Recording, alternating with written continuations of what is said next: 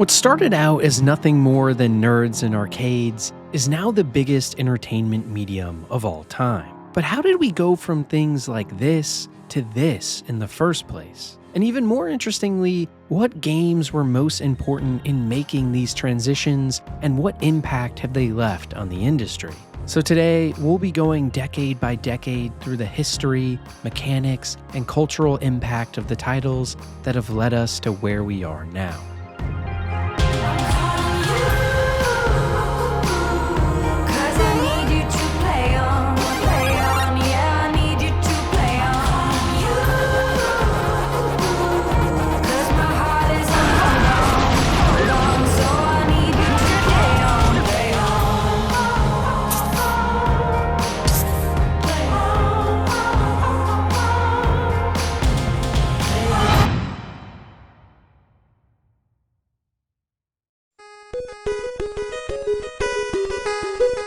In any great story, there is always a beginning. And in the story of video games and their rise to prominence, this beginning comes from none other than Pong.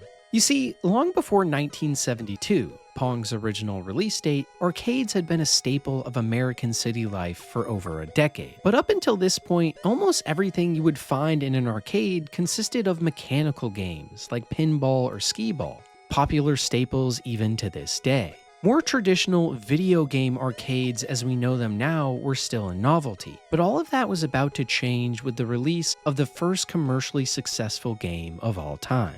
The story goes like this. A newly hired engineer named Alan Alcorn was picked up by the Silicon Valley startup Atari, and his boss Nolan Bushnell's first order of business was to see if Alan could program a simple ping-pong game to prove his worth. With nothing more than a $75 Hitachi black and white TV set as a display, Alan concocted a minimal approach, with a blank white ball moving between two rectangular paddles on the side, constantly increasing in speed as the game went on. Without a doubt, you've all probably seen or played Pong at least once in your life before, except maybe the Zoomers. But regardless, during these early days, Atari was unsure how the product would even do, with many things being hacked together last second. For example, the original game got all of its sound effects from repurposed television sync signals that fired off mid-gameplay. This wasn't a big budget experiment or product, it was a quick prototype game created on a whim. But ironically, that speed and creation would also carry over to its journey into the mainstream as well. The first Pong arcade cabinet was installed at Andy Capp's Tavern in Sunnyvale, California in November of 1972. And within just a month, it had become an overnight sensation. Pong machines started to pop up all over the surrounding area, raking in over $40 a day in profits on average, 3 to 5 times the typical earnings of a pinball machine in the era. And as with all things in life, once money gets involved, everything changes. By 1973, Atari had produced over 7,000 Pong machines, generating $3 million in annual sales, rocketing Atari's valuation to over $250 million, the equivalent of $1.2 billion in today's dollars. And that success not only allowed Atari to grow into a tech powerhouse of the late 70s, but it also spawned the creation of countless new arcade video games from both Atari and rising competitors. In fact, by the end of 1974, over 15 major US and Japanese companies were developing arcade game video games full-time, which years later would lead into what many know as the golden age of arcades, 1978 through 83. And really, the success of Pong cannot be understated for just how much of an effect it had on the industry. And while some small-scale games had been created and distributed before, none were even close to the level of widespread appeal of Pong. For the first time ever, a video game was hitting the mainstream, and families and friends across America were flocking to arcades to try out the beginning of a movement. And almost ironically, a lot of Pong's success can be owed to just how simple it is. Anyone watching or playing the game can immediately pick up on how it works. It's as easy as moving your paddle across the screen up and down to try and hit a ball as the speed increases, with the ultimate goal of moving the ball across the opponent's side of the screen before they can catch it. Think about it like a zoomed-in soccer match where the two goals are right next to each other and the goalies keep hitting the ball back and forth. It's the type of experience that nowadays would be laughably basic if it were to come out, but it's that simplicity that was needed for early revolutions, bringing in the masses to a new type of entertainment medium. And even to this day, Pong is widely celebrated by many as one of the greatest and most culturally significant video games of all time. Because in a way, it spawned the video game medium in the first place. Without Pong, we wouldn't have had future arcade classics like Space Invaders, or the rise and fall of Atari, and later focus on home consoles and personal computers for gaming. It's the type of game that is immediately recognizable, easy to understand, and most importantly, just fun. And it's crazy to think that Pong is now over 50 years old. The original game that kicked it all off, and one that led the charge into every other title we will be talking about of the most influential of all time. However, while Pong may have started the trend of games breaking into the mainstream, it was another title, 8 years later, that would push them into the stratosphere.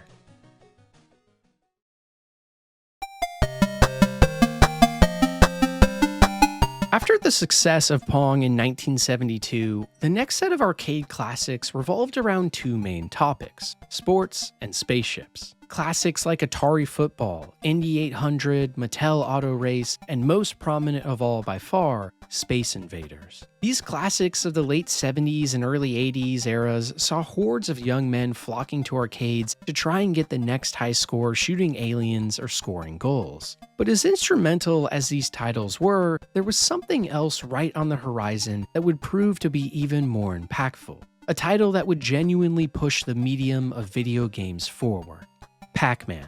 Originally conceptualized by a game designer at Atari named Toru Iwatani, this seemingly innocuous game had an astounding 17-month development time with 9 full-time developers working every day on it, much longer than the average of the era with a fairly sizable team. But this tireless work would soon prove worthwhile, as something huge was about to happen. You see, the original pitch for Pac-Man was about making something different. During the late 70s, almost every arcade game was heavily marketed towards young male audiences. But Atari saw potential in hitting a new market, one that was less hardcore and more focused on just family fun. Based around the idea of food, something that all people love, Pac-Man himself was nothing more than a pizza with a slice cut out who would run around the map eating to his heart's desire.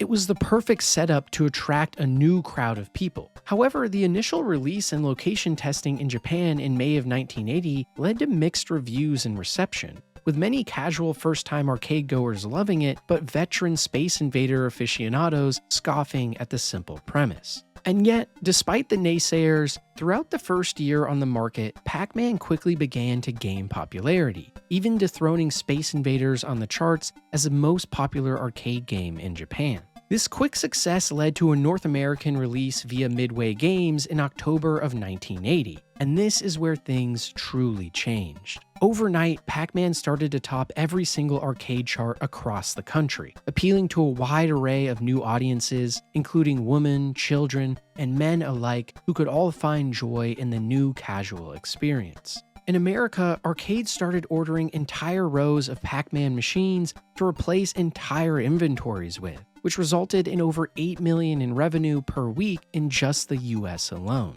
Within a year, over 100,000 Pac-Man cabinets had been sold, gobbling up $1 billion in quarters by the end of 1981. Whereas Pong was a breakout success story that put video games on the map, Pac-Man was launching the medium into a whole new realm. One where women, children, men, and families could all enjoy together, Atari's goal from its initial inception.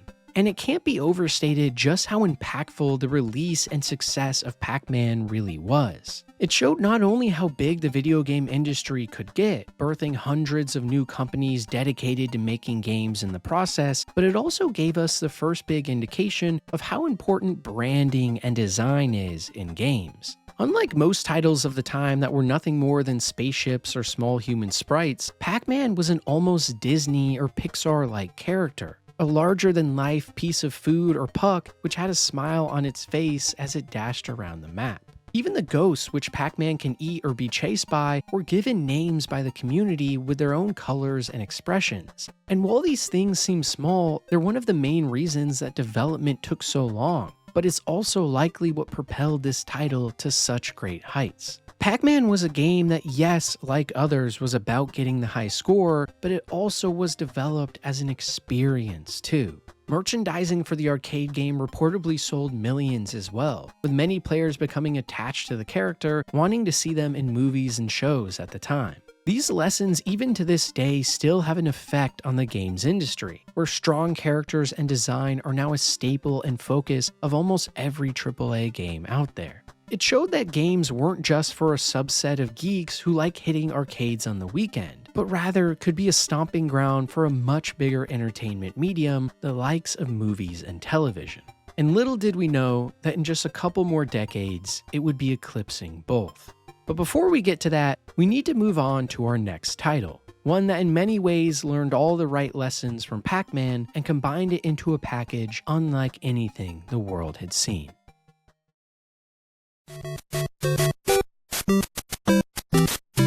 As the 1980s carried on, arcade games were becoming more and more popular, and the growth of home consoles was starting to flourish. But by 1983, this fast growth finally came to a head, resulting in the biggest crash the video games industry has ever seen. At the time, it felt like every single game was a soulless carbon copy of one another, churned out by studios looking for nothing more than a quick buck, with barely any innovation or passion showing through. Consumers were quickly losing faith in the entire industry and growing bored playing the same arcade-style games over and over again. For any of you who say games are too expensive or bad nowadays, know that the early 80s was a nightmare. And what we have now is a paradise in comparison. I've said it before and I'll say it again, the current period we're at in video games, if you actually study history, is the best it's ever been by far, and saying otherwise is probably just being blinded by nostalgia. Regardless of my personal opinions though, the North American market, especially during this period, was being hit hard,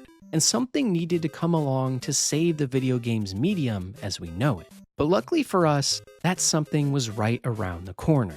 Super Mario Bros. In 1985, in the throes of the industry's downturn, Nintendo was planning on the release of their newest home console, the NES, in North American markets. And to accompany the release of this new tech, they needed a killer app, a game that would practically force people to go out and buy. Technically speaking, there was a previous arcade hit called Mario Bros, but Super Mario Bros. Wasn't aiming to be like its predecessor.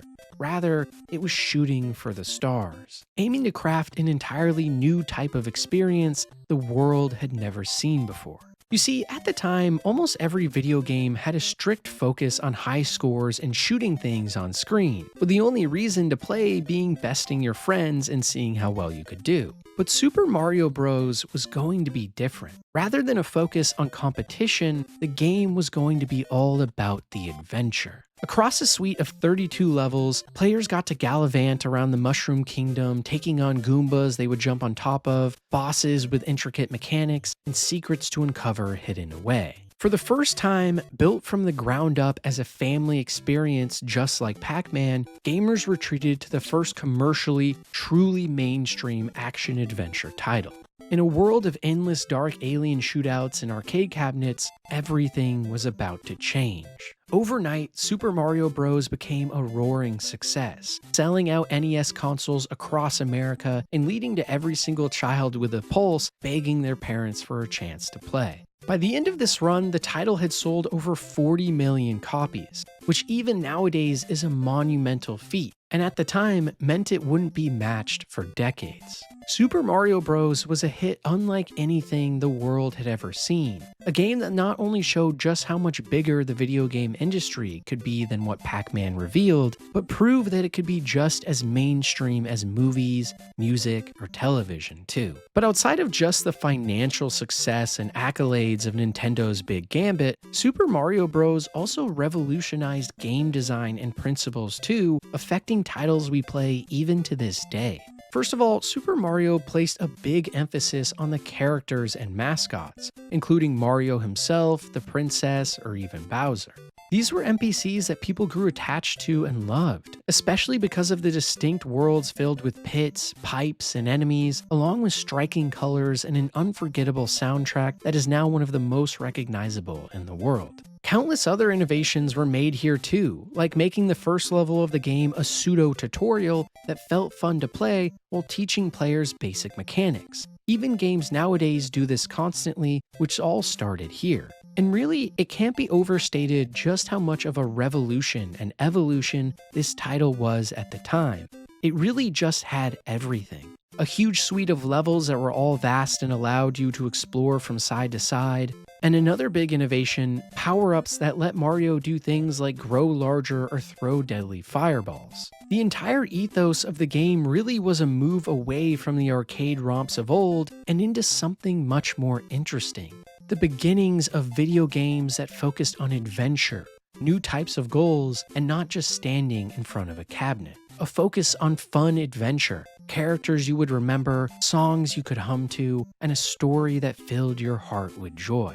In a way, Super Mario Bros. Was the birth of video games as we actually know them today. And after its unimaginable success in 1985 and 86, it felt like every other video game company out there was focused on making adventure titles the next big step in the industry. Entire franchises like Sonic the Hedgehog owe their success to the pavement that Mario laid. And outside of just its genre, Super Mario Bros. Is also credited as single-handedly saving the industry from the Great Recession it experienced starting in 1983. Because with Super Mario Bros., it became immediately clear to everyone that games could be more than just high-score competitions or meaningless shooting galleries. Games could tell stories, could craft worlds, and take us on adventures of a lifetime, the likes of which the whole family could get behind and love. But you see, not every influential game in the industry was for kids, because the next big shakeup was about to spawn somewhere much, much more violent, from a title that would spark controversy the likes of which the industry had never seen yet, all while revolutionizing the technology behind the medium.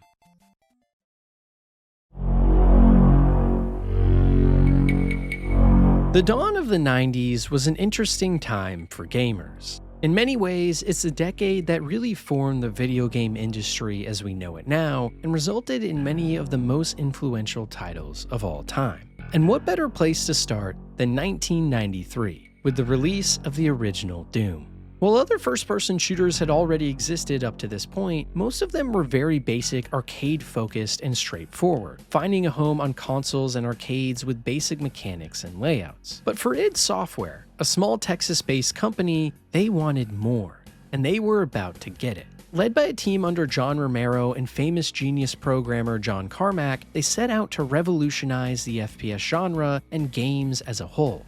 Built from the ground up for Windows PCs, Doom was an amalgamation of technical innovation, addictive gameplay, and community engagement. The title included intricate 3D graphics and level designs the likes of which the world had never seen before. Home to verticality and shooting galleries that left behind the arcade staples of old for more familiar, non-orthogonal rooms. Each level had varied heights, colors, sounds, and guns to pick up that all felt weighty and powerful.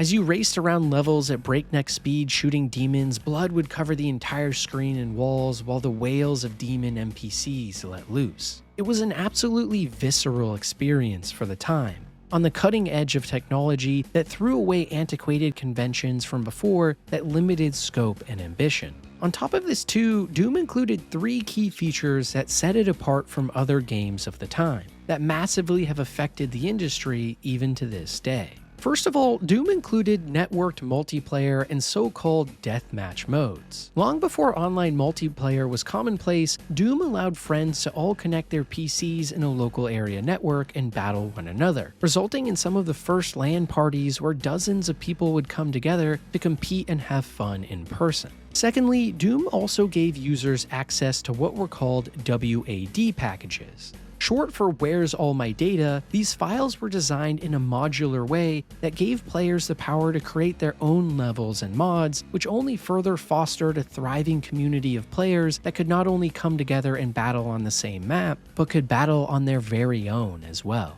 And finally, maybe the most forgotten key feature of Doom that made it so influential was its shareware distribution. You see, while most of the titles of the era were locked behind a paywall in order to play, the very first level of Doom, known as Knee Deep in the Dead, was entirely free to download, no questions asked. This one simple design decision, which nowadays seems commonplace in the games industry with free-to-play, might just be the main reason Doom got so big. During its initial distribution at the University of Wisconsin, for example, the entire campus's network crashed under the load. Some reporters even have noted that by 1995, just 2 years after Doom's initial release, there were more computers on Earth with Doom installed than even Windows 95. Single-handedly, Doom lit a fire under the chairs of PC gamers and massively advanced not only the FPS genre, but games and 3D technology as a whole. id Software even lent out the engine to other developers of the time to make their own games too, which led to a flood of new impressive FPS titles on the market just years later. But you see, all of this success didn't come without controversy too, as famously at the time it was taboo to even talk about playing Doom. And that's because during the early 1980s up until the mid-90s, America had been in a constant state of fear of demons and the ritualistic, owing to a string of conspiracy theories, some now proven true, about satanic cults and worship that were taking over the youth. This satanic panic, as it was called, meant anything showing demons or killing was met with extreme backlash from parents. And as you can guess, Doom was a perfect target. With games like it and Mortal Kombat also releasing around the same time, parents were arguing on national television about how video games were destroying the youth and why they should be banned. And Doom from 1993 is really the first big example of the anti-video game sentiment that would sweep the nation at other points in the coming years as well. And really all that is to say that the original Doom is without a doubt one of the most impactful games of all time. It revolutionized gaming engines and technology overnight, showed how much more complex level design could be, incorporated community elements in genius ways that showed the power of building a community around a game, and sparked controversies that hit the mainstream media and caused alarm across an entire nation. It was the perfect storm at the perfect time, one that even to this day has had obvious effects on the games industry and where it is now. But Doom wasn't the only important game of the 90s, because towards the back half of the decade, we were about to get one of the most important years in gaming history. A 12-month window that saw the release of not one, not two, but three of the most influential games of all time.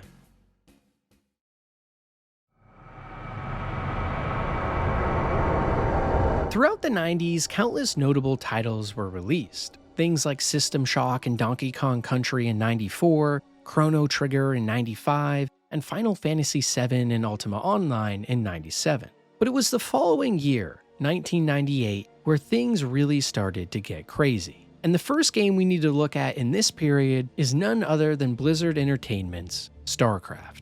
Initially released at the tail end of March, the latest RTS, or real-time strategy from the industry's PC juggernaut, was impactful in ways no other game in the genre had been previously. While standouts like Age of Empires, Dune 2, Command & Conquer, or Red Alert had all garnered strong audiences giving rise to the golden age of RTS, it was Starcraft that was going to light the scene on fire. Just a few years previously, Blizzard Entertainment had released Warcraft 2, another popular RTS for the PC platform. But with StarCraft, they wanted to do something darker, grittier, more technologically impressive, all with a science fiction touch. While most RTS games at the time were very symmetrical and balanced, meaning each player was given a similar set of units across factions to play with that mined for resources and built armies to wage wars, StarCraft was a little different.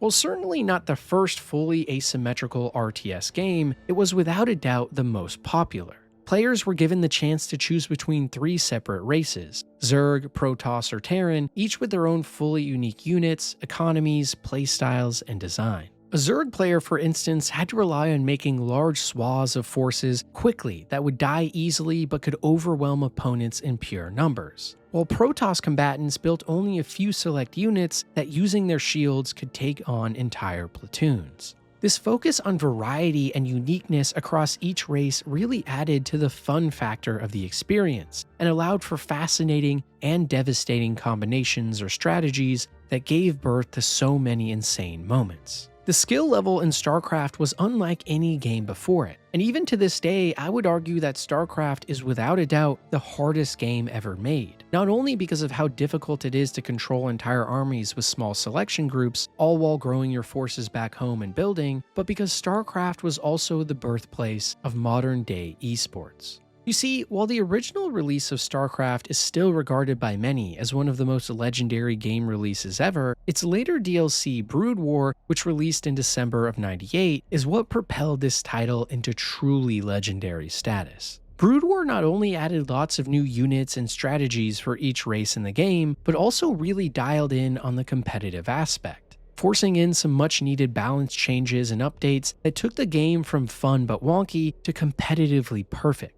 And also, this was during a time period too when constant patching and changes weren't happening in online games, meaning the product that Blizzard shipped with Brood War had to be fairly perfect from the get-go, and well, it was. Even decades later, this DLC is being played in competitions for thousands of dollars, giving rise to many of the most respected and coveted esports players in the world. And speaking of esports, it's what makes StarCraft one of the most influential games of all time. And the best example of this is during the release of Brood War specifically, South Korea was undergoing a massive technological boom with affordable high-speed internet taking hold for the masses and PC cafes opening up across every other block. In each of these cafes, far and away the most popular game to play was StarCraft. And as more and more copies were sold, a budding scene of young amateurs were dedicating every waking moment of their lives to going to these PC cafes and practicing, trying to become the best amongst their friends. Quickly, this excitement flooded into the mainstream, with elite StarCraft players forming teams that went to be broadcasted on national television playing, taking StarCraft from just a fun game to an entire nation's pastime. It was here, in South Korea, under the guidance of StarCraft and Brood War, that esports as we know them today were born. And this culture in South Korea in time led to growth in the United States, China, Europe, Russia, and South America for other massive titles too in the future, like Counter-Strike, League of Legends, Overwatch, and what surely will be many more to come. Whereas nowadays tons of titles have million-dollar tournaments with young men and women getting rich, it was StarCraft that started it all. And to this day, it's still the hardest esport ever made with the highest skill ceiling. A title that in many ways will never be topped. And that's not even to mention the fact that the custom games and StarCraft Online lobbies were so influential as well. Entire genres like MOBAs were first birthed in custom game lobbies in StarCraft where people would design their own maps, layouts, and rules that anyone could play with friends. I even know about this one firsthand, as originally what got me into video games was my dad, who loved playing StarCraft with me when I was young. And I can't tell you how many hours I spent on the weekend as a young child designing new maps in the editor for us to play. It's a big part of the reason I eventually became a software engineer now as well, and I'm sure a lot of you have similar stories. And really, StarCraft was just a title that is so much more impactful and important than people could have ever have guessed at the time of its release. A game that not only was a technological and gameplay marvel for its time, but changed the entire course of history for the game's medium as we know it, with the rise of esports and entire new genres. But as if one world-altering game in 1998 wasn't enough, our next title, from another very notable developer, had a similar effect.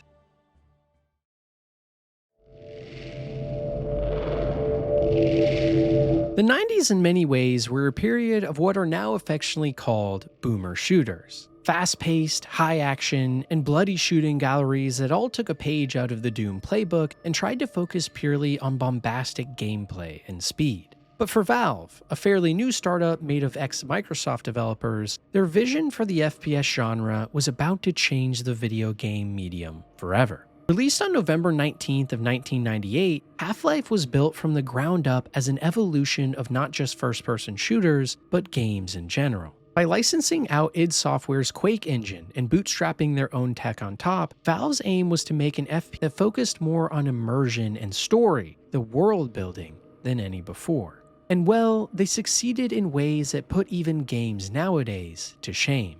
First of all, Half-Life was one of the very first video games, along with things like Ultima Underworld, that actually felt immersive, like a living, breathing world. Not only had Valve hired famed science fiction writer Mark Laidlaw to construct the story, but throughout the adventure, unlike most other games, there was barely any cutscene. Famously, for example, at the start of the adventure, the player can walk around in a fast-moving tram as it coasts across the desert and into a top-secret Black Mesa facility, allowing you to just simply take in the sights and sounds around you as it goes. Every other game of the time period and before would have made a sequence like this purely a cutscene where the camera panned from one angle to another. But Half-Life made the genius decision to, as much as possible, keep control in the player's hands. This philosophy too carried over to gameplay and moment-to-moment action, where entire levels allowed for exploration and puzzles, along with ways to discover more lore about the universe. This wasn't just another shooting gallery full of enemies that made grunting noises.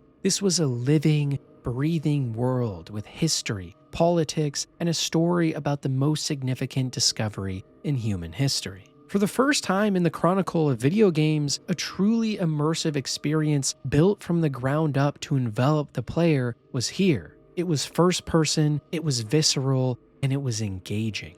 And as if it couldn't get any more innovative for the time, so many other aspects of the title were groundbreaking too. NPCs would realistically react to things you did, enemy AI was so advanced that most modern games don't even have the same level of intelligence, wherein Half-Life enemies will flank, strategize, and flush you out of cover. And the physics engine was state-of-the-art, allowing players to feel more attached to the world in every moment. In fact, in Half-Life 2, the beloved sequel, which released in 2004, all of these aspects were vastly improved upon too, with additions of things like the gravity gun, which took Valve's technological prowess to the next level. But still, while nowadays most people look back on Half-Life 2 most fondly, it's Half-Life 1 that was really the grand innovator and influencer in the industry. A game that showed the world that first-person shooters and games in general could be more than just fun simulators. They could tell stories, not ones just for kids like Super Mario, but ones that made you think, worlds that appeared genuine, and lore that begged players to look deeper and deeper. The title even included multiple visceral horror elements full of suspense, along with extended sections of walking where there was nothing more to do than simply take in the immersive environment around you. And that's not even to mention all of the other innovations Half-Life brought to the table. For instance, Valve took the modding scene to the next level when they decided to release the entire engine and toolset they used to make the game to the public. What seemed like an insane move at the time turned out to be genius, as modders flocked to Half-Life and began making tens of thousands of mods that became ultra popular. Even games like Counter-Strike were originally mods using the Half-Life engine, and Valve would later go on to buy out entire mod teams and have them work on games in-house, many of which have gone on to become some of the most played games in human history. And also, with Half-Life and its modding scene's enormous success, it gave Valve the capital they needed to start Steam 5 years later, the de facto marketplace for PC games that makes tens of billions of dollars in revenue a year. Or in other words, Half-Life was not only a revolution for its time, the start of a focus on immersive titles, my personal favorite type of video game, shout out Prey and Cyberpunk, but it also gave rise to maybe the single most important video game company in history as well. Its cultural impact can never be overstated, and its importance in where the industry is nowadays is palpable. And yet, just when you thought that 1998 couldn't get any more significant, there was one more highly influential title that was about to be released, this time just 2 days after Half-Life first hit the shelves.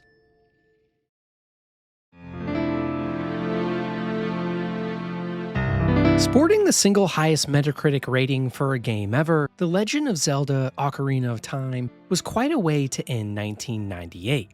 For years, studios have been trying different ideas like open worlds and immersion in Ultima, action adventures with Crash Bandicoot, or a deeper focus on storytelling like in Half-Life. But for Nintendo, Ocarina of Time was not just about to be another great hit, but potentially one of the single most important and influential pieces of media ever. For the first time in the IP's history, Link was going into the realm of the 3D, and during this transition, bringing with him so much innovation and quality. First of all, Ocarina of Time is simply one of the most beloved games ever made. It contains a sweeping and emotional story, time travel along with game mechanics centered around it, and a lush and living world that beckons the player to explore more.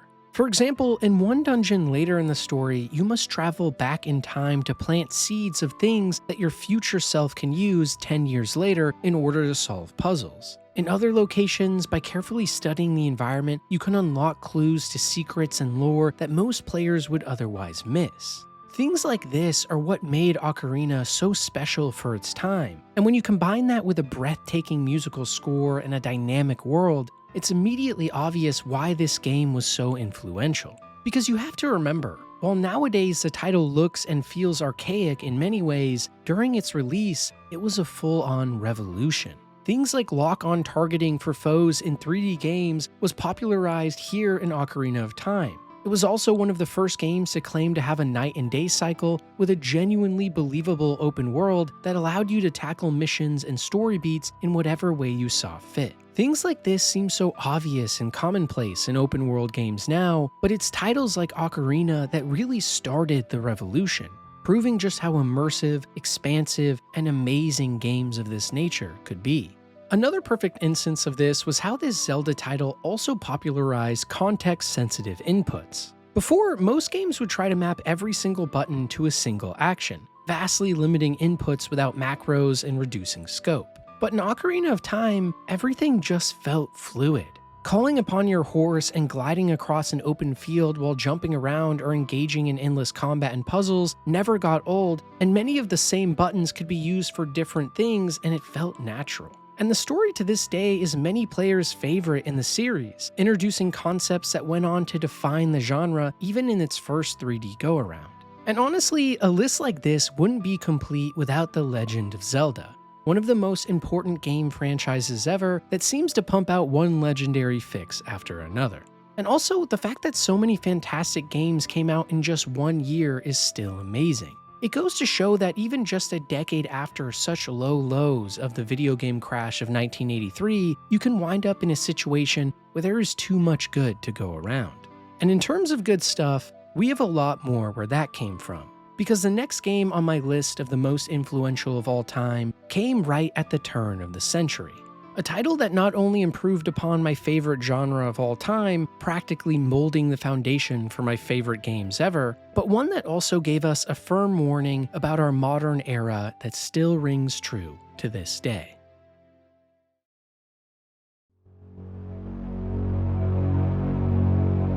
It feels like it's impossible for me to go even one video without mentioning immersive sims. And that's because, in my opinion, they are so good on a conceptual and gameplay level that practically any title ever would benefit from pulling elements from them.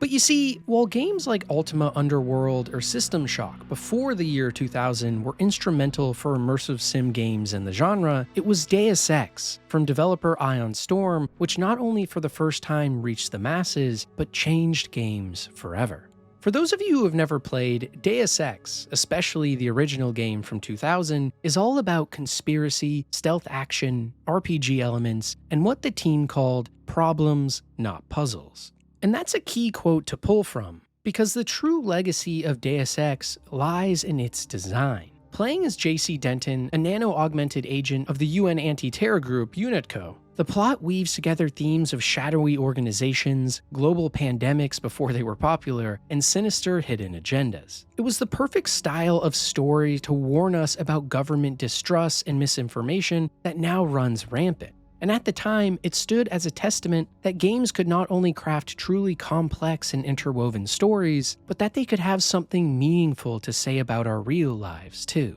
But for as influential as the story on offer here was, essentially predicting the future 20 years before it happened, the true crowning achievement is once again, as I said, its design. Rather than place a majority emphasis on shootouts, bombastic set pieces, or intricate puzzle designs, Deus Ex aimed to provide a different type of experience. One where every single challenge you come across has multiple solutions, unending ways to approach it, all surrounded by truly masterful level design. For example, during one mission where JC Denton must infiltrate the Brooklyn Naval Shipyard, players are given numerous ways to approach the objective. Some might opt to sneak their way through the guard posts at the main gate, while others will venture into the hidden sewer passageways below, full of traps. Some others might take a full frontal combat approach, wielding explosive charges and lots of ammo. And the most daring players of all might even try to hack their way through each section of the facility, using high-tech gadgets to find secret tunnels behind destructible walls, or looking through the camera systems to study guard routines. Missions and design like this is what makes Deus Ex, and the immersive sim genre as a whole, special.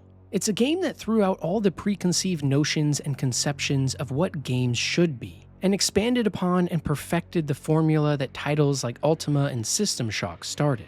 It had beautiful city skylines, brutalist architecture, and a setting that was immediately recognizable and unique. And for my money, immersive sims were truly solidified here, not only by record sale numbers, but by a game that showed just how much more complex and interesting game design could be, even with a high budget. And for my money, Deus Ex and the principles it instills of problems, not puzzles, is genius. So many games even nowadays try to focus on random puzzles or shooting galleries that, while fun, don't actually make us think. Most games have puzzles with set solutions, combat encounters that boil down to nothing more than pattern recognition. But even back in 2000, Deus Ex fully embraced the idea of putting the power in the player's hands, allowing them to tackle every situation they encountered however they saw fit, all packed alongside a story with real choice and consequence, NPCs with extremely intelligent AI and routines that made the environments feel alive, and a story that keeps you on the edge of your seat and somehow almost perfectly predicted the future.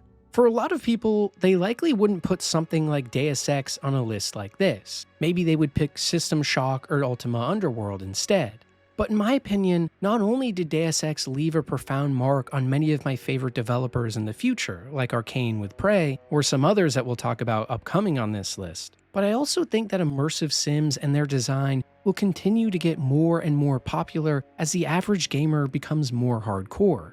Until one day there's a golden age of sorts where every game will not only have RPG elements, but immersive sim ones too. Could just be my wish though. Regardless, whether or not you think that Deus Ex from 2000 is one of the most influential games of all time, the next title on our list is without debate a GOAT that changed the industry forever.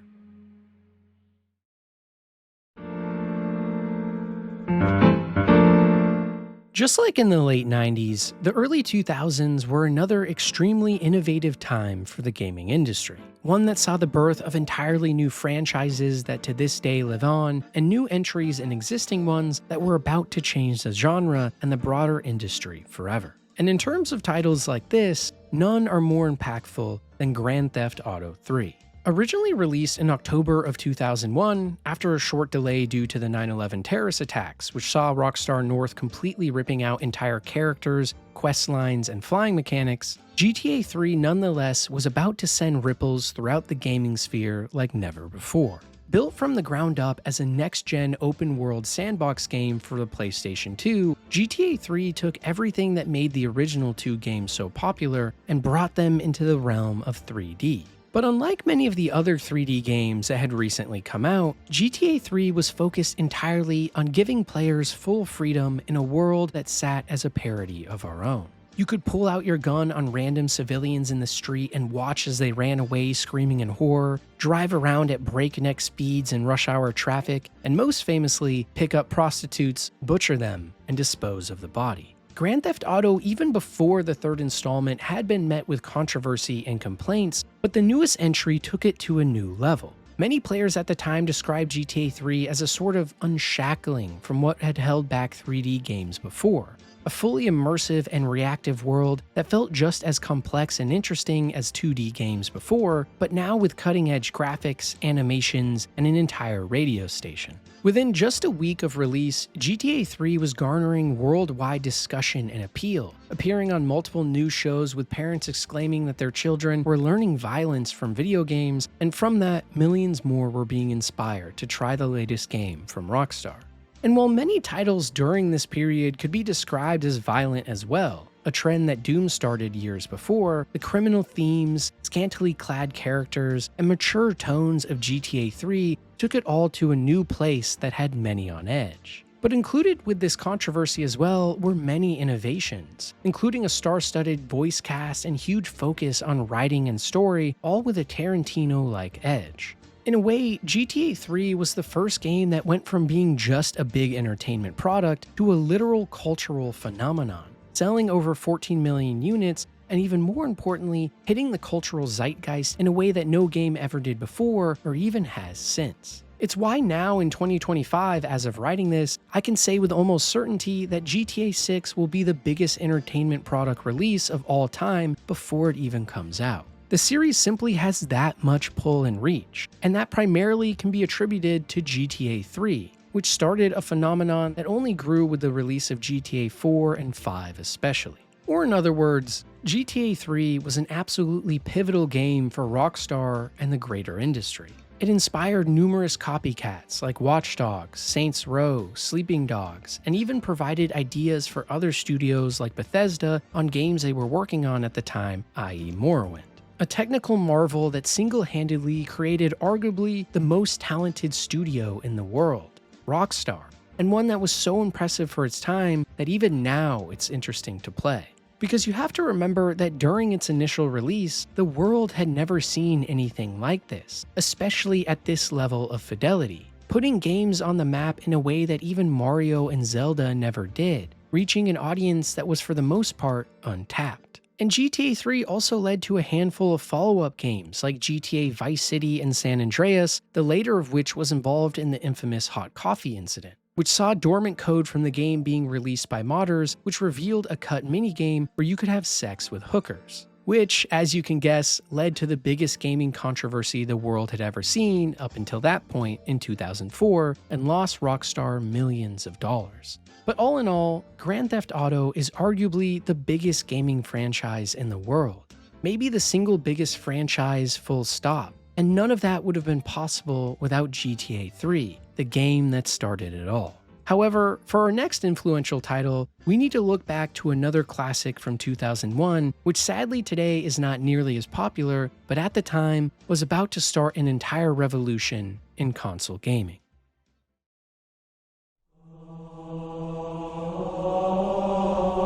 Whenever I think of video game mascots that I love, without a doubt one of the first things that springs to my mind is Master Chief from Halo. And well, I think that's the same for a lot of people. And the reason for all of that stems from our next influential game, Halo Combat Evolved from 2001. At the time, many big budget and influential FPS games were coming out, but were primarily based around the PC platform. But for Halo, it was about to be Microsoft's big gambit for their upcoming console. Many of you nowadays probably know or have played the Halo series, meaning you understand how it works and what the shooting mechanics are like. But at the time in 2001, many of its gameplay features were revolutionary. For example, Halo is largely credited as popularizing specific methods of aim assist on consoles that felt extremely fun for players, along with centering gameplay around a dual analog system for smooth movement and aim that felt similar to having a PC with a mouse and keyboard. These two crucial features in conjunction allowed players on consoles for the first time to ever truly feel the fluidity and precision of PC gaming, but on a home console instead, with better implementation than previous contenders like Perfect Dark and GoldenEye. On top of this too, Halo introduced a regenerating shield mechanic that allowed Master Chief to constantly weave in and out of combat in a sort of dance, rather than forcing players to find health packs in the level, which would constantly slow down the pace or become tedious if you were low on health. Enemies were varied and intelligent, flushing you out of cover and throwing grenades, and grunts would even scream funny things and flee whenever you threw grenades back. And as if it couldn't get any more impressive, especially for a console, Halo Combat Evolved put a huge emphasis on open map structures and designs. Famous levels like the Silent Cartographer let players fight across a sprawling beach and infiltrate hidden structures, approaching objectives from multiple angles, all with a sandbox gameplay first approach. Other titles like Deus Ex or Grand Theft Auto had similar innovations for their own genres, but Halo was an FPS, and one built for consoles at that. For the first time in a while, it felt like the FPS mission-based formula was getting a mix-up, where everything was being questioned and changed. Another perfect example of this was how weapons in the game work. Rather than being able to just pick up tons of gadgets and firearms all at once, Master Chief was only able to wield two, which meant you constantly would be picking up and changing weapons as you found them on the battlefield, which led to a really dynamic feeling campaign that blew everything else at the time out of the water. And speaking of the campaign, Halo Combat Evolves was legendary, sporting a truly epic story with a variety of locations and characters that all felt well realized and interesting. So much so that years later, with the release of Halo 2 and 3, many players would go on to call them some of the greatest campaigns in a game of all time. Other innovations too, like LAN console gaming, were birthed here, where dozens of young players would gather on the weekends around an army of TVs, battling it out in custom-made maps to see who was best. In a way, Halo brought the innovations the PC had already seen years before to the home console crowd as well, and along the way concocted a whole host of new paradigms and ideas for the FPS genre that would go on to be adopted by most games in the following years and even decades later. And not only that, but Halo is in many ways credited as one of the main reasons the original Xbox from Microsoft was able to get off the ground. Millions of gamers from around the world at the time spent hundreds of dollars to buy an Xbox literally just to play Halo with their friends. And this is the original spark that grew into the intense rivalry between PlayStation and Xbox that only in the past couple of years seems to be fading away. It truly can't be overstated just how revolutionary and influential the original Halo was, not just for FPS games, but games as a whole.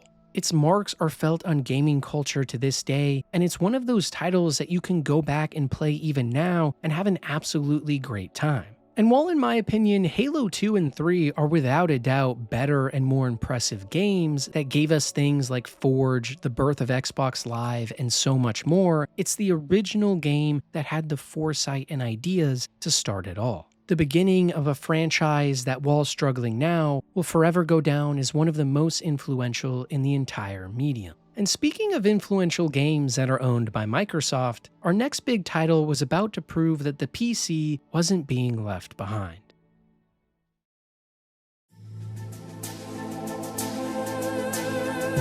For most MMO players, if you asked what the golden age of the genre was, it would be the late 90s up until the early to mid 2000s. During this period, countless new and exciting adventures were coming out. Things like EverQuest, Ultima Online, Star Wars Galaxies, and of course, RuneScape.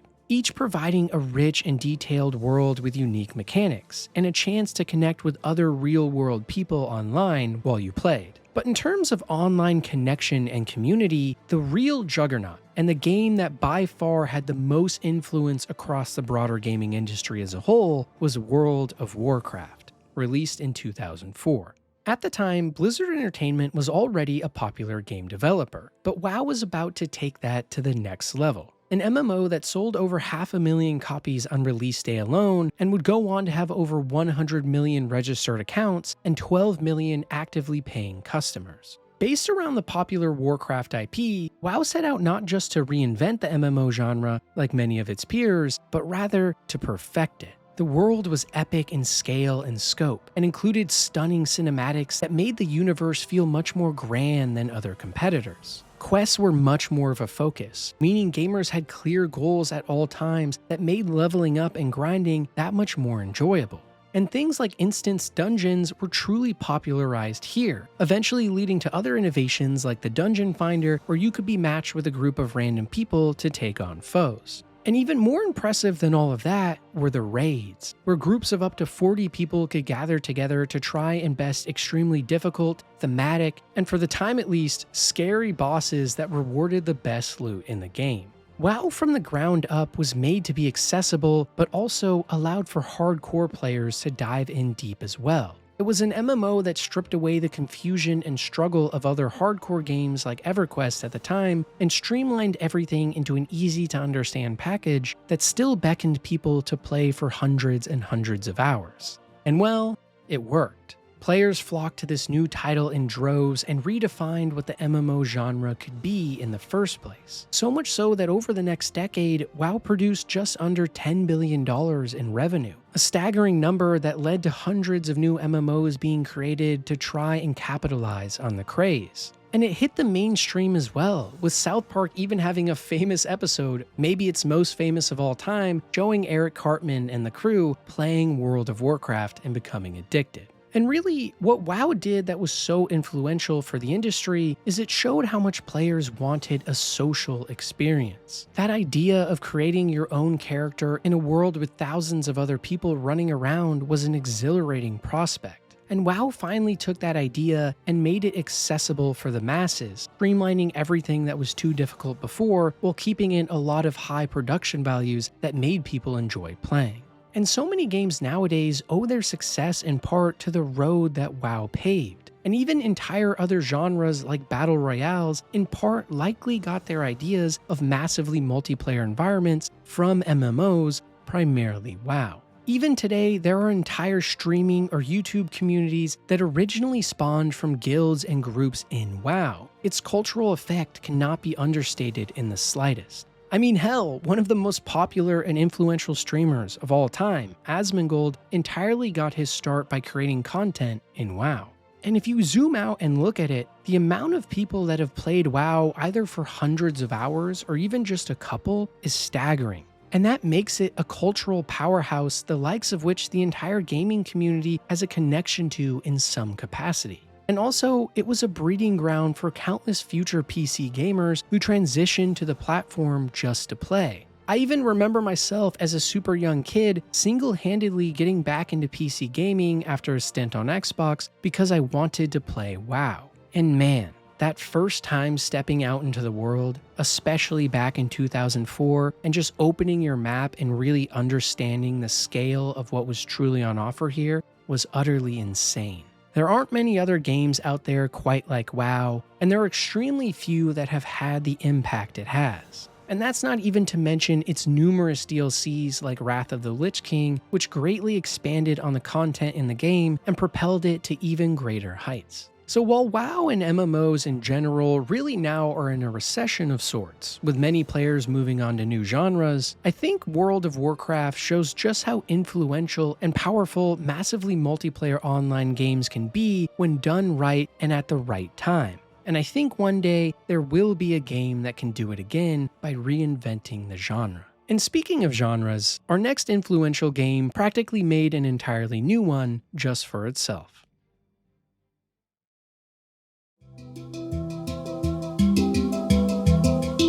As the early 2000s continued on, there were many more influential games that were released. Things like Shadows of the Colossus in 2005, Wii Sports in 2006, or BioShock and Mass Effect in 2007. But while all these games surely made an impact, it wasn't until 2011 that we finally had another year that was home to 3 great games that didn't just make an impact, but genuinely had a massive influence on the gaming industry and culture. And the first of these 3 games we need to talk about is maybe the biggest one ever created, Minecraft. Originally conceptualized as a cave game in 2009, Minecraft for 2 years went through a sort of iterative process via its creator Notch until its full release in November of 2011. By this point, the game had already garnered an impressive community of over 4 million players, but with the full release, things were about to get much more insane. And to start, the actual gameplay on offer was simple and easy to understand.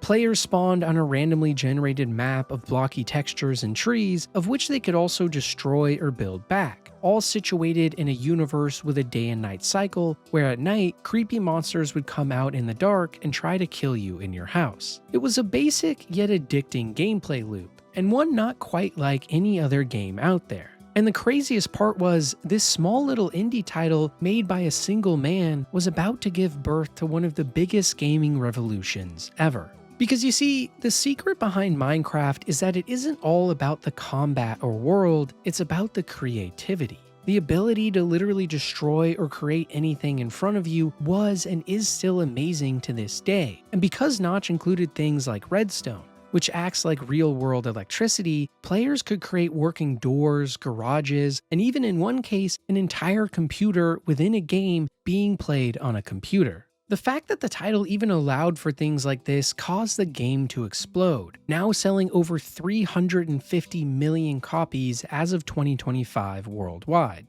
making it the highest-selling video game of all time by a well over 100 million copy margin. And for decades now, players have spent hundreds, even thousands of hours on private servers creating literal world-sized megastructures or recreations of famous popular ones in our real world one-to-one. Countless YouTube and streaming careers too were launched off the back of the game, with thousands of different communities popping up all over the place, focusing on building, memes, and just having fun in custom games. In a way, Minecraft has become more than just a game and is now an actual platform, one that was sold to Microsoft in 2014 and made Notch a literal billionaire. It's one of those titles that is just so easy to go back to every year too, checking out any new features and additions while just taking it at your own pace and creating whatever your heart desires. And at the time, it showed the industry that you didn't have to have a AAA budget and a huge team size in order to find success. Minecraft was made by a single man on a whim in his free time, and went on to eclipse entire studios in the process. It's given hope and inspiration to so many indie developers nowadays who credit their passion originally to Minecraft, and now it's common every year to see multiple games from even single developers which garner huge sales and glowing review scores. A game that a kid or adult alike could love, one that the entire family can play together, and an experience that is only as limited as your own creativity. It's no wonder that Minecraft found so much success and had such a profound impact on the industry. Even now, memes, communities, and the broader gaming culture as a whole owes so much to Minecraft, and I can't even imagine a world now where it didn't exist. As they say, a rising tide raises all boats, and Minecraft from 2011 was that tide, one that has not receded ever since. But Minecraft wasn't the only influential title from 2011, because our next game was so important that practically every series nowadays is trying to copy its success.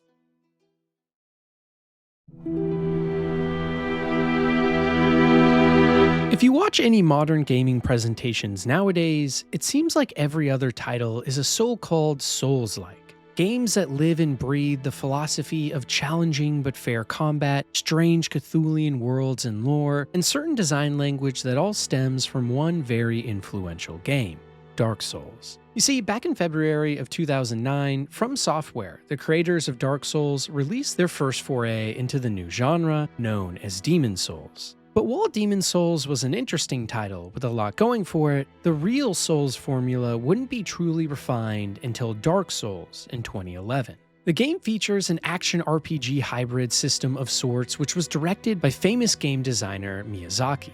Combat focused on deliberate and even sometimes slow-moving attack animations that could literally kill the player in one hit, but always gave them a chance to react and overcome the challenge no matter the cost. Bosses were unique and varied, including grotesque appendages that would swoop around the battlefield as you had to roll and dodge around endlessly, poking in shots with your sword when given the chance. On top of this all too, the world of Dark Souls was unlike any other game around the time. The level design made you feel isolated and confused, with twisted maps and hundreds of hidden shortcuts that linked to larger regions, some of which players needed to do ridiculous things like hitting doors dozens of times to randomly unlock. Or in other words, not only was the combat not for the faint of heart, but the entire experience was hardcore.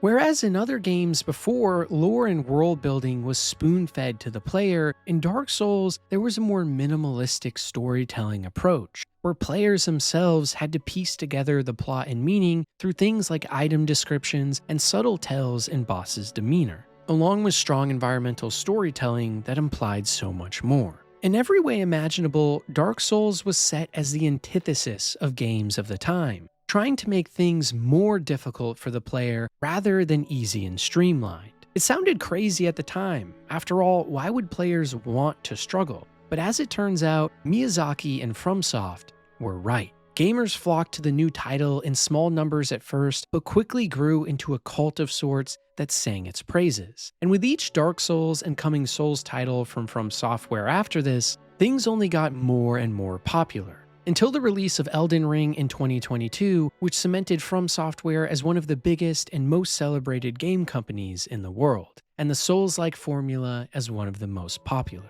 But none of this acclaim would have been possible without the original Dark Souls. In many ways, the game that started it all after the first attempt from Demon Souls. And the impact this title has had on the greater industry cannot be undersold. Entire series like Nioh or Salt and Sanctuary borrowed mechanics from Dark Souls like the bonfire and checkpoint system, and the ethos of making games that are hard has bled over into the entire industry. So much so that nowadays it feels like every single game is trying to be like Dark Souls. We have titles including Lies of P, Black Myth Wukong, Lords of the Fallen, Duskbloods, and so many more. Each of these includes a very dark and mysterious world, hard to understand or esoteric lore, and combat systems that all aim to iterate on what Dark Souls made originally. It showed that the broader gaming audience does like a challenge, and that gamers aren't just babies that need to be spoon-fed everything in the easiest way possible.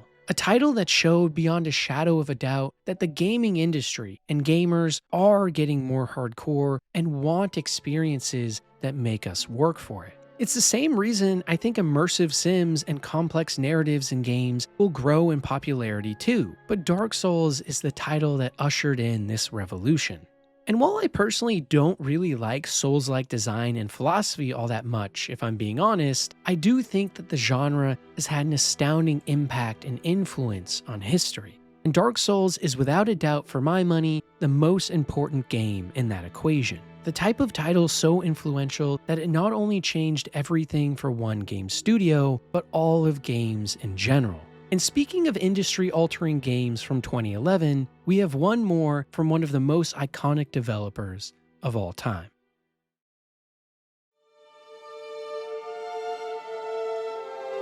Bethesda Game Studios is an interesting anomaly. On one hand, they have crafted some of the most well-regarded and beloved games of all time, like Morrowind and Oblivion. But on the same token, some of their recent entries, like Fallout 76 and Starfield, have tarnished their reputation greatly. But it was their 2011 title, The Elder Scrolls Skyrim, that truly cemented their legacy in gaming for most. A game so remarkable that it set the tone for RPGs for an entire decade afterward, and one that still is talked about to this day, being one of the most popular games to make videos on of all time. But what makes Skyrim so influential isn't amazing writing or quest design, both of which are exceptionally poor in many ways and why I personally find the game boring, but instead, it's the world. From the ground up, Skyrim was designed to allow players to go practically anywhere. The common saying of, if you can see it, you can go there, was popularized originally by this title.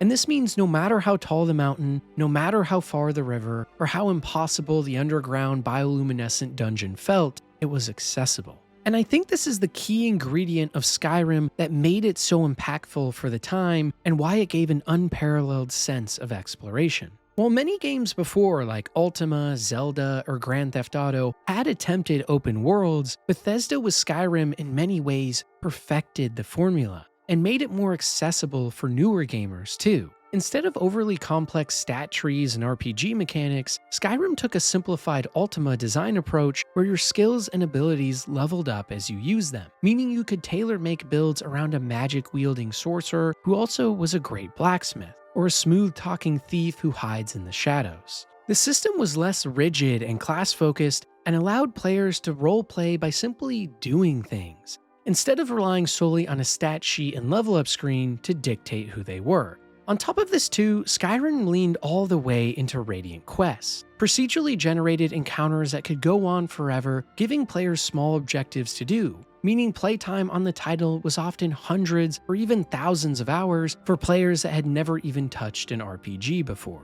There were dungeons to find cool loot in, dozens of towns to meet people and take on quests, and some truly memorable side stories like talking with a dog that takes you on a journey with an evil Daedric lord. Whereas other titles at the time were going more hardcore, like Dark Souls, Skyrim was laying the groundwork for how to make an RPG that everyone could play. I even remember as a kid that my sister, who at the time I couldn't convince to play any games at all no matter how hard I tried, literally put more hours into Skyrim than I did. That was the kind of spell that this title was putting on people. And when you combine that with the fact that it was released with full mod access through the Creation Engine mod kit to the public, it's no wonder that Skyrim has gone on to be one of the most modded and played games of all time. And in a way, it's these mods that gave life to Skyrim in a way that so few other titles have achieved. Even over a decade later now, there are still hundreds of new mods being worked on for Skyrim that range from entire graphical and gameplay overhauls to multi-part and fully voice-acted side quests that are even better than anything you can find in the main game, all for free. The community around the game and modding too has grown to such a great size that popular memes like taking an arrow to the knee or Fusuroda have broken into the mainstream, proving just how influential this title was for so many in their youth. So again, while I have always, even as a kid when it first came out and I was so excited for it since Oblivion was my favorite game of all time, thought that Skyrim was beyond overrated and bad in many, many ways, it's impossible to ignore the greater impact and influence it had on the gaming industry. A title that practically rewrote how to make RPGs for a decade afterward, and showed that focusing on creating worlds with believable NPCs and locales was just as important for most people as good writing and storytelling. But for our next influential title, we need to turn to a type of game we haven't dived into yet. One that was so influential, it quite literally changed how and why we play games, birthed entire new industries, and gave a single gaming company the power to monopolize a market.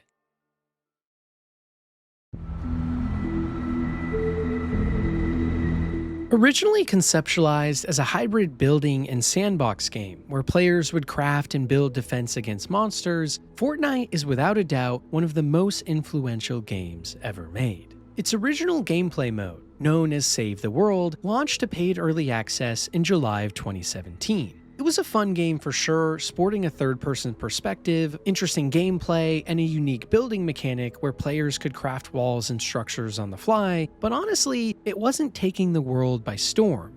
Yet. Because you see, it wasn't Fortnite's original inception, but rather its second, which would change the world. Due to the recent popularity and rise of PlayerUnknown's Battlegrounds, which was blowing up on Steam and around the world, Epic Games came up with an idea to save Fortnite. Rather than continuing to iterate upon their base defense game, they immediately pivoted and threw all the resources they could at shifting Fortnite into something new, a battle royale. Debuted in September of that same year after just a few short months, a free-to-play version of Fortnite that was set to take on PUBG was released. And within 2 weeks, it had 10 million players. Just 1 year later, over 125 million. Fortnite wasn't just a success, it was a phenomenon. Gamers from around the world, no matter what genre you were into before, were flocking to the title. And people who had never even played games or had been away from them for years were suddenly enveloped by the craze. I distinctly remember being in college around the time and literally every one of my friends from my childhood and in college alike playing every single day. Without exaggeration, hundreds of different calls with people I hadn't spoken to in years, all coming together to try out this new game that pitted 100 players together all in a lobby, fighting against one another, trying to win a battle royale. And in these early days, before players were good at building, those rare wins were unreal.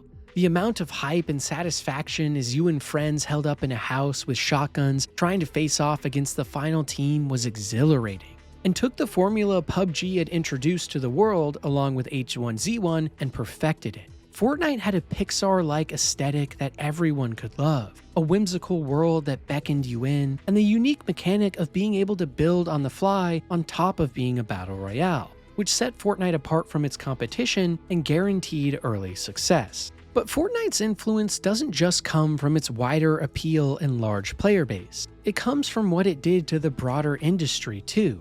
For example, after Fortnite, dozens of new studios tried to make live service games and failed, while others reached great heights adopting a similar Fortnite model of using battle passes with cosmetics to generate revenue. Even more impressive than all of this, though, are the strides that Fortnite has made as a platform.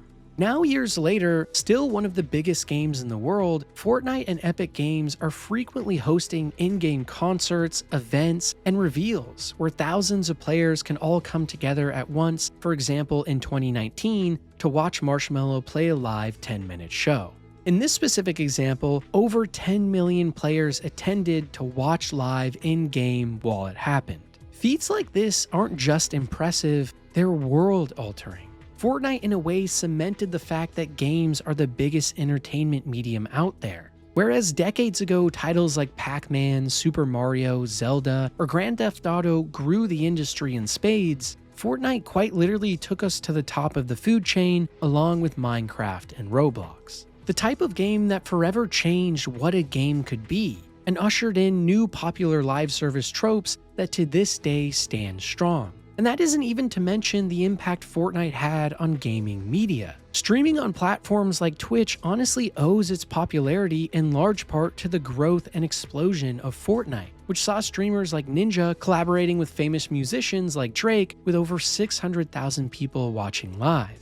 On top of this too, Fortnite has created countless millionaires like Booga who have won big competitions for millions of dollars in prize money and gone on to be sponsored by some of the biggest brands in the world. Hell, even I originally started my content creation side hustle streaming Fortnite on Twitch. It's what made me eventually get into making videos again on my YouTube channel after trying it as a kid, and it's why I'm here making things like this nowadays for you guys. And really, it just can't be overstated how much of an effect Fortnite has had on not just Epic Games and their ability to monopolize the gaming engine market with Unreal Engine 5, but also its broader reach on gaming and just general culture. Maybe more than any game before or since, Fortnite truly left a resounding influence on the world and changed the course of history in a way that no one saw coming. But Fortnite isn't the last influential game on my list, because there's one more left, one very special to my heart that I think given time will prove to have truly been a pivotal title.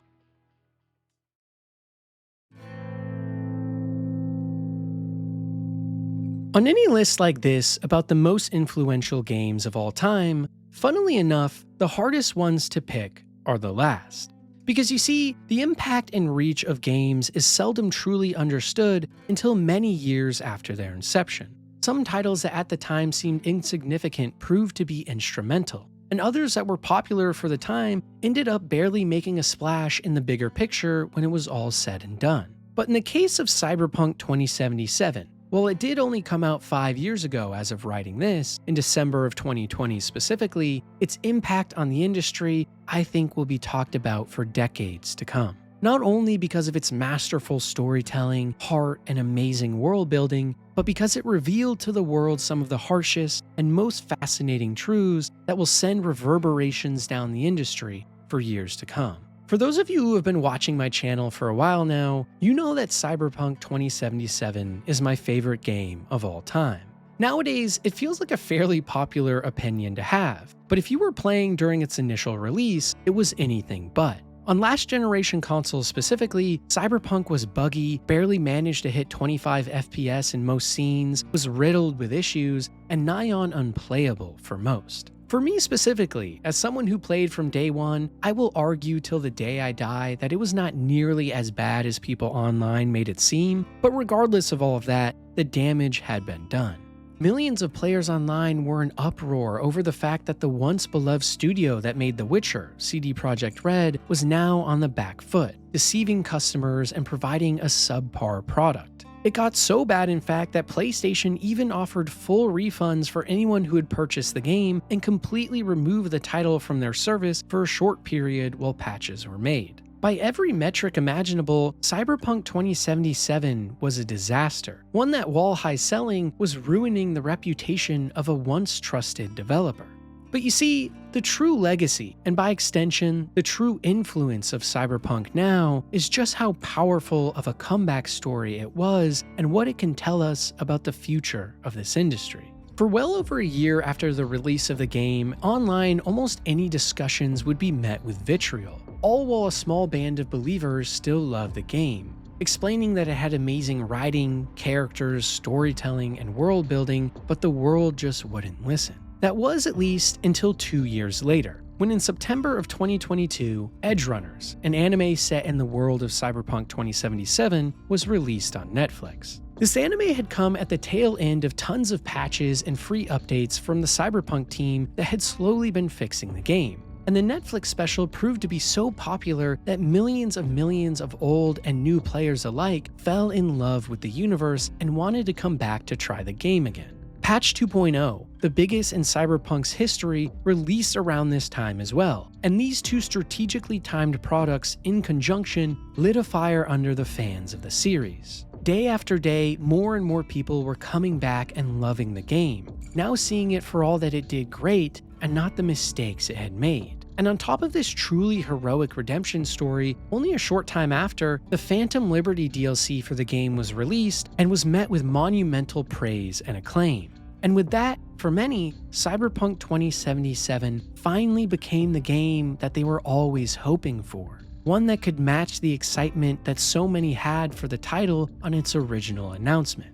The thing is though, for me, Cyberpunk 2077 is without a doubt my favorite game ever, and obviously thus one of the most influential for my own personal tastes. But even outside of my own bias, I think that this redemption arc will go down in the history of games as one of our biggest lessons. A lesson that no matter how much hate a game receives, no matter how many memes or threads are created to mock it, if you truly have created something special, it will always find a way to live on in the minds of people forever. Even before Cyberpunk 2077 was fixed, myself and so many others were screaming into the void, begging people to see the game for what it did right. A story of love, family, redemption, and heart. One that reaches highs in writing and execution that almost no other games in history have hit. There are moments in this title that will make you feel like no other.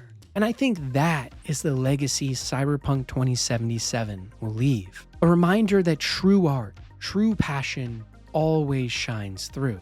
And you know, I think if there was one lesson to take away from all the games on this list, all the most influential titles of all time, the ones that have shaped the gaming industry as we know it, it's that real change comes from those willing to take risks and to make games they truly want to play. So let me know down below which titles you guys would have added to my list and why, and which games have been most influential to you.